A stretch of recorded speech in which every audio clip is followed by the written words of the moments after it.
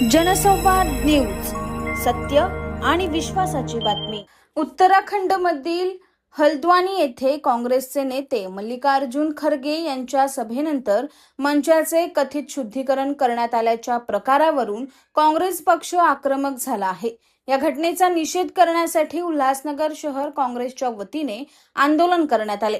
उल्हासनगर काँग्रेसचे अध्यक्ष रोहित साळवे यांच्या नेतृत्वाखाली सुभाष टेकडी परिसरातील डॉक्टर बाबासाहेब आंबेडकर यांच्या पुतळ्याखाली हे आंदोलन करण्यात आलं।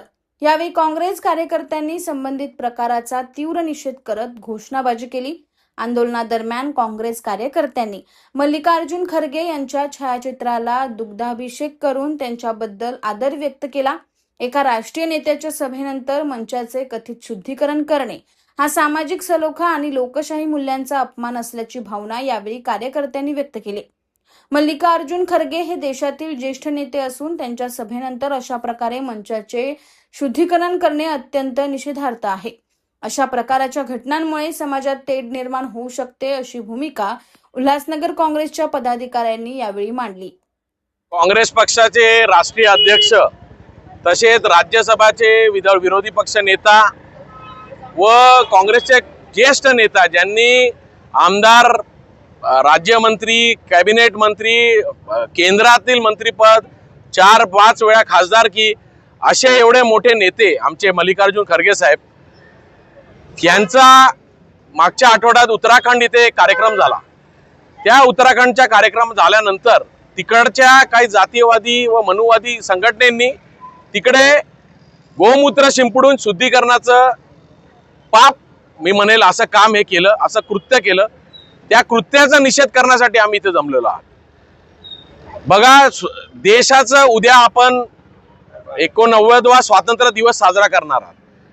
देश स्वातंत्र्य व्हायच्या पहिले महापुरुषांनी या महाराष्ट्रात विशेष करून छत्रपती शिवाजी महाराजांपासून महात्मा फुले, सावित्रीबाई फुले, शाहू महाराज यांनी इकडे जातीयवाद संपला पाहिजे यासाठी त्यांनी इथे राज्यात काम केलं आणि त्याची अंमलबजावणी कायद्यात डॉक्टर बाबासाहेब आंबेडकरांनी केली। ज्यानंतर पंडित जवाहरलाल नेहरूंच्या मार्गदर्शनाखाली या देशामध्ये जातीयवाद संपुष्टात आणण्याचं काम झालं। विज्ञानवादी देश हा बनला पाहिजे हे त्याच्या मागे संकल्पना होती।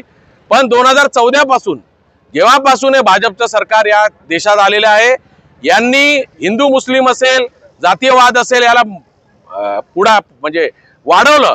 त्याचमुळे हे जे अशी जी संघटना आहे ही यांचीच पिल्लावळी आहे। हे नावासाठी वेगवेगळ्या संघटनेची नाव आहेत। या लोकांनी हे जातीयवाद वाढवायचं काम करत आहात।